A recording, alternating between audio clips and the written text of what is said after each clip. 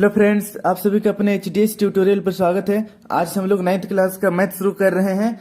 तो देखिए प्रश्नावली 1.1 पहला नंबर का क्वेश्चन है, क्या शून्य एक परिमेय संख्या है? क्या इसे आप p/q के रूप में लिख सकते हैं, जहां p और q पूर्णांक हैं और q is not equal to 0, मतलब q 0 के बराबर नहीं होना चाहिए। ओके, तो देखिए इसका आंसर देखने से पहले हम लोग ये समझते हैं कि परिमेय संख्या क्या है। ओके, परिमेय संख्या क्या है इसको समझना बहुत जरूरी है। तो देखिए परिमेय संख्या जिसको इंग्लिश में हम लोग बोलते हैं rational number. Okay, rational number कहा जाता है और इसको हम लोग आर से डिनोट करते हैं। शॉर्ट फॉर्म में हम लोग आर लिख सकते हैं। ओके, तो देखिए वे संख्याएं जिन्हें हम p/q के रूप में लिख सकते हैं, जहां p और q पूर्णांक हैं और q is not equal to 0 है, मतलब q 0 के बराबर नहीं होना चाहिए, परिमेय संख्याएं कहलाती है। ओके, जैसे देखिए एग्जांपल में 2/3, फिर यहाँ पर 3/2, फिर 1/2, यहाँ पर 4, 5, क्योंकि 4 के नीचे भी एक छिपा हुआ रहता है और 5 के नीचे भी एक छिपा हुआ है। ओके, बस यहाँ पर कंडीशन ये है कि हमारा 2/0 ऐसा नीचे मतलब q में, जैसे यहाँ पर इसको हम लोग p/q लिखेंगे तो नीचे कभी भी 0 नहीं होना चाहिए। ओके, ये हमारा परिमेय संख्या नहीं है। ओके, बस नीचे 0 नहीं होना चाहिए। अगर नीचे 0 हो जाएगा तब ये परिमेय संख्या, इसको हम लोग नहीं बोलेंगे। ओके, तो चलिए देखिए 0 परिमेय संख्या है या नहीं है। तो देखिए 0 के नीचे भी 1 रहता है। ओके, 0/1 हम लोग इसको लिख सकते हैं, बराबर 0 होता है। और साथ ही 0 को हम लोग संख्या रेखा पर भी दर्शा सकते हैं। जैसे यहाँ पर देखिए, यहाँ पर 0, फिर यहाँ पर -1, यहाँ पर -2, फिर इधर 1, 2, इस तरीके से संख्या रेखा होता है। संख्या रेखा में हम लोग 0 को भी दर्शा सकते हैं। ओके, तो इसलिए 0 एक परिमेय संख्या है। तो चलिए इसका हम लोग आंसर लिखते हैं। उत्तर यहाँ पर लिखेंगे, हाँ 0 एक परिमेय संख्या है। परिमेय संख्या है क्योंकि इसे संख्या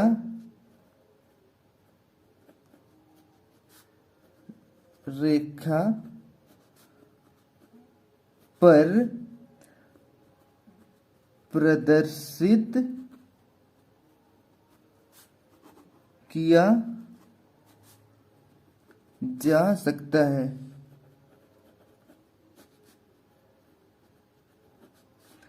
और इसे p/q के रूप में लिखा जा सकता है। ओके, तो इसे नोट कर लीजिए। फिर देखिए नेक्स्ट आगे इसे हम लोग लिख सकते हैं 0। ओके, 0 को हम p/q के रूप में व्यक्त करने पर हमें 0/1 प्राप्त होता है, जहां p बराबर 0 है और q बराबर 1 है। ओके, और इसको लिख सकते हैं और q 0 के बराबर नहीं है। ओके, तो इतना सा आपको लिखना पड़ेगा पूरा। देखिए इसको मैं एक बार फिर से रिवाइज कर दे रहा हूं। देखिए 0 एक परिमेय संख्या है या नहीं है, ये क्वेश्चन है हमारा। तो देखिए 0 एक परिमेय संख्या है। ओके, हाँ 0 एक परिमेय संख्या है क्योंकि इसे संख्या रेखा पर प्रदर्शित किया जा सकता है और इसे p/q के रूप में लिखा जा सकता है। 0 को हम 0 को हमको काट दीजिए। 0 को p/q के रूप में व्यक्त करने पर हमें 0/1 प्राप्त होता है जहां p बराबर 0 है। देखिए ऊपर p है हमारा और यहाँ पर ऊपर क्या है 0 है और नीचे 1 है तो q बराबर 1 हो जाएगा। ओके, और जहां पर q 0 नहीं है तो इसे नोट कर लीजिए। फिर देखिए सेकेंड नंबर का क्वेश्चन है 3 और 4 के बीच में 6 परिमेय संख्याएं ज्ञात कीजिए। तो देखिए 3 और 4 के बीच में 6 परिमेय संख्या ज्ञात करना है। तो यहाँ पर देखिए हम लोगों को 6 परिमेय संख्या ज्ञात करना है। ओके ना, और देखिए मैं इस मैथ को सॉल्व करने से पहले आपको ये बता दूं कि 3 और 4 के बीच में वैसे तो आपको लग रहा हो कि कोई संख्या नहीं है, लेकिन अरबों संख्याएं हैं। ओके, खरबों संख्याएं हैं। परिमेय संख्या की बात करें तो इसमें बहुत सारा परिमेय संख्या आ सकता है और जरूरी नहीं है कि आप जो आंसर लिखे हो दूसरा कोई भी लिखा होगा। क्लियर है? और इसका जो तरीका है निकालने का 3-4 तरीका है, तो आप कोई भी एक तरीका फॉलो कर सकते हैं। मैं जो इजी है वो फॉलो कर रहा हूं। तो देखिए इसमें हम लोगों को कितना परिमेय संख्या चाहिए, 6 परिमेय संख्या चाहिए। ठीक है ना, तो इसको हम लिखेंगे हमें 6 परिमेय संख्या प्राप्त करना है। इसलिए 6 संख्या प्राप्त करने से हम लोग क्या करेंगे, 6 में 1 जोड़ देंगे बराबर 7 हो जाएगा। ओके, तो देखिए 7 हम लोगों को मिल गया है। अब 7 को हम लोग क्या करेंगे, 3 और 4 के साथ गुना कर देंगे, लेकिन इसको परिमेय संख्या बनाकर 3 को हम लोग 3/1 लिख सकते हैं ना। 3 को हम लोग 3/1 लिख सकते हैं, तो 3/1 के साथ गुना करेंगे। तो चलिए नीचे हम लोग गुना करते हैं। यहां पर देखिए 3/1 लिख दिए और 4, तो 4/1 हो जाएगा। कोई दिक्कत नहीं होना चाहिए, एक तो सब में छिपा हुआ रहता ही है। अब देखिए हम लोग इसको सॉल्व कर सकते हैं। 3/1 है, 3/1 गुना, देखिए यहाँ पर 6 परिमेय संख्या चाहिए, उसमें 1 जोड़ दिए हैं, 7 आया है। 7 को यहाँ पर गुना कर देंगे, और क्योंकि ऊपर गुना किए हैं इसलिए नीचे भी गुना करना पड़ेगा, क्योंकि हम लोगों को वैल्यू चेंज नहीं करना है। 7 कट जाएगा और यहाँ पर 3 बस बचना चाहिए। ओके, तो ये ऊपर जब गुना किए तो नीचे भी गुना करना है, ये रूल ही है। ओके ना, अब यहाँ पर लिखेंगे हम लोग और 4/1, इसको भी गुना कर देंगे हम लोग 7/7 से। अब देखिए कितना आएगा, 7 तिया 21 बटे 7 एका 7, और यहाँ पर और फिर देखिए यहाँ पर 7 चौके 28 बटे 7 एका 7। कोई दिक्कत नहीं होना चाहिए। अब देखिए नीचे 7 है दोनों में। ओके, दोनों में 7 है, हर दोनों का हर बराबर है। अब हम लोग देखेंगे अंश में क्या है, इसमें 21 है, इसमें 28 है, और देखिए 21 और 28 के बीच में 6 परिमेय संख्या आराम से आ जा रहा है। तो यहां पर लिखेंगे हम लोग अतः यहां पर लिख सकते हैं 21/7 और 28/7 के बीच में 6 परिमेय संख्या है। ओके, कौन कौन सा परिमेय संख्या है, तो देखिए 21। ओके ना, 21 के बाद वाला क्या आता है 22, और नीचे 7 है तो /7 तो लिखेंगे। फिर 22 के बाद क्या आता है 23/7, फिर 24/7, फिर 25/7, 1 2 3 4, फिर 26/7 और 27/7। ओके, तो देखिए सब जितना भी हम लोगों को संख्या चाहिए था, 6 संख्या 1 2 3 4 5 6 संख्या आ गया है, और सभी देखिए 3 और 4 के बीच में ही है। ओके, बस परिमेय संख्या के रूप में है। तो यही हो गया हमारा आंसर। ओके, कहीं पर दिक्कत हुई तो मुझे कमेंट कर दीजिए, मैं कोशिश करूंगा कि डाउट सेशन में क्लियर कर दूं। अब हम लोग बढ़ते हैं नेक्स्ट 3 नंबर की ओर।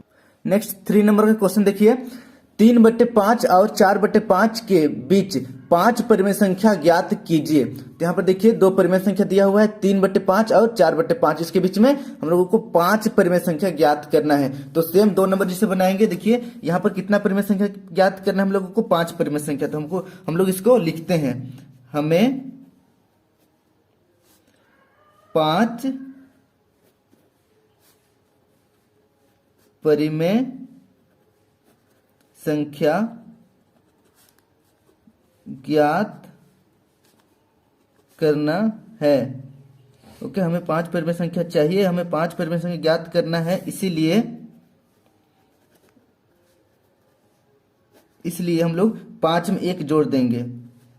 5 जोड़ 1 बराबर 6 हो गया। ओके, 5 जोड़ 1 बराबर 6 हो गया। अब हम लोग 3/5 में 6/6 को और 4/5 में 6/6 को गुना कर देंगे, सेम 2 नंबर जैसा।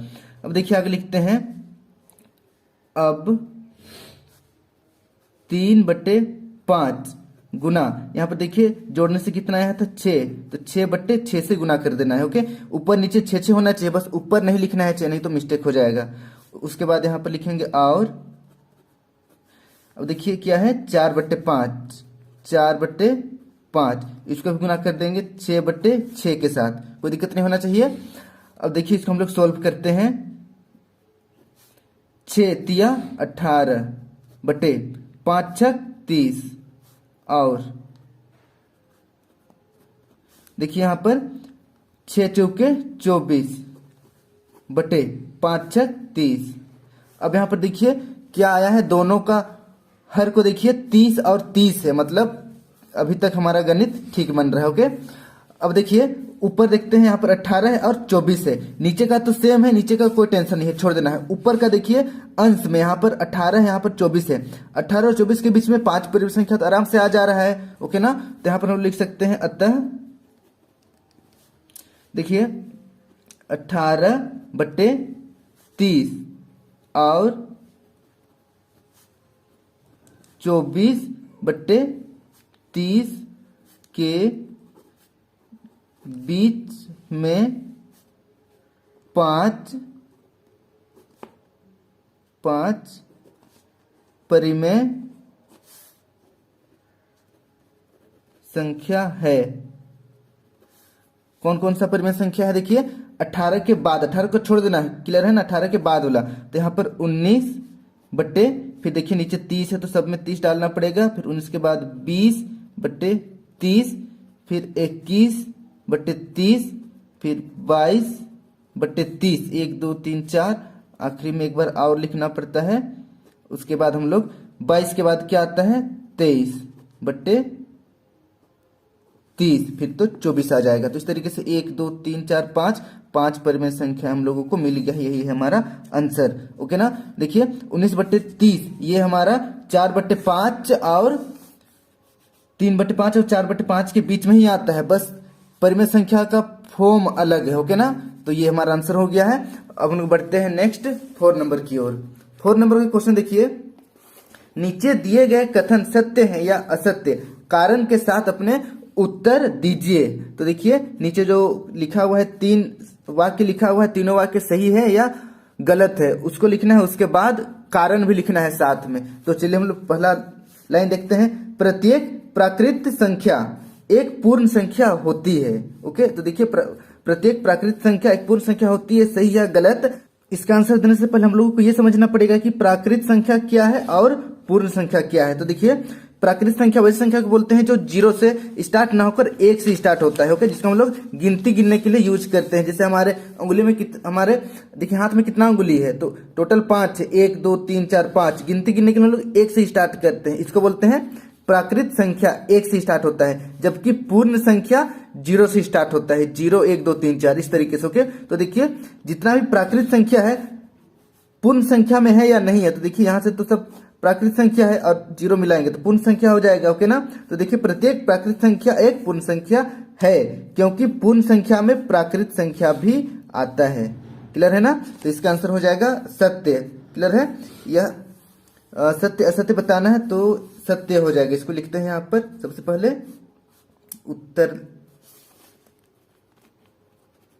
उत्तर देकर सत्य सत्य। अब इसका कारण देखिए, कारण लिखेंगे क्योंकि पूर्ण संख्या में सभी प्राकृत प्राकृत संख्या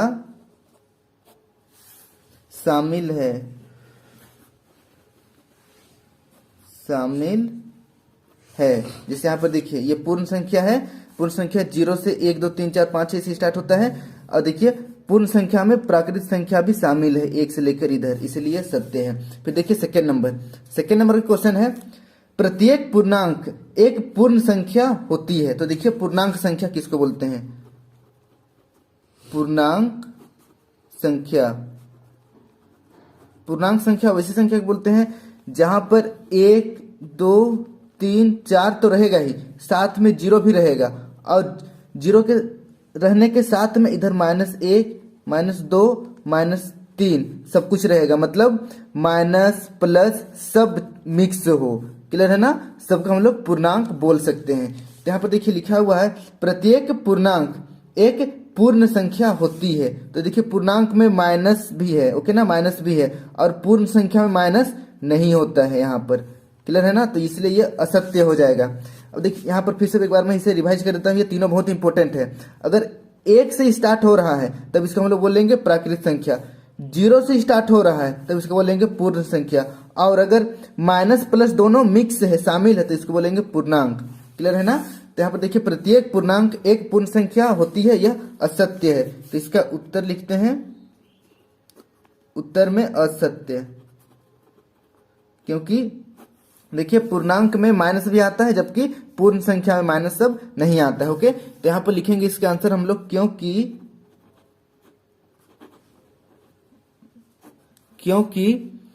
पूर्णांक में ऋणात्मक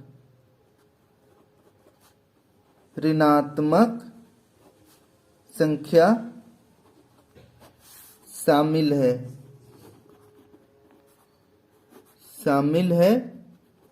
जबकि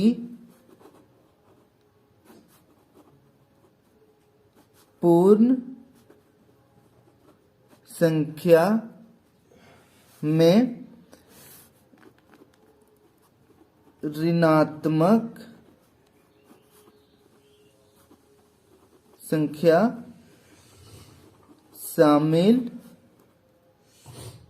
नहीं होता है। ओके, तो इतना आंसर है, इसे नोट कर लीजिए, बहुत ही आसान है। बस देखिए प्राकृत संख्या, पूर्ण संख्या और पूर्णांक की संख्या, इसको समझना है। फिर देखिए नेक्स्ट तीसरा नंबर, प्रत्येक परिमेय संख्या एक पूर्ण संख्या होती है। तो देखिए प्रत्येक परिमेय संख्या, अब हम लोग परिमेय संख्या की ओर आते हैं। देखिए यहाँ पर लिखा हुआ है परिमेय संख्या। तो देखिए जितना भी परिमेय संख्या है, ओके ना, जैसे यहाँ पर देखिए 2/3, 3/2, 1/2, 4 5, ये सब परिमेय संख्या है। तो क्या सभी परिमेय संख्या, ओके ना, पूर्ण संख्या है? अब देखिए पूर्ण संख्या में क्या आता है, 0 से 1 2 3 4। तो परिमेय संख्या तो माइनस प्लस दोनों हो सकता है, माइनस प्लस दोनों हो सकता है, लेकिन पूर्ण संख्या माइनस में कभी भी नहीं हो सकता है, ऋणात्मक कभी भी पूर्ण संख्या नहीं होता है। तो इसलिए यह भी असत्य है, क्योंकि परिमेय संख्या में माइनस प्लस दोनों हो सकता है, लेकिन पूर्ण संख्या में सिर्फ प्लस वाला चलता है, ओके ना, सिर्फ धनात्मक संख्या होता है। तो यहाँ पर इसका उत्तर लिखेंगे हम लोग असत्य, उत्तर असत्य। अब इसका कारण में लिखेंगे क्योंकि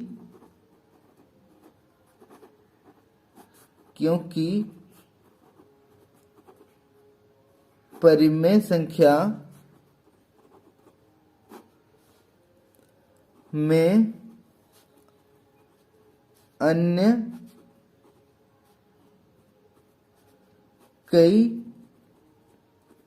प्रकार की संख्याएं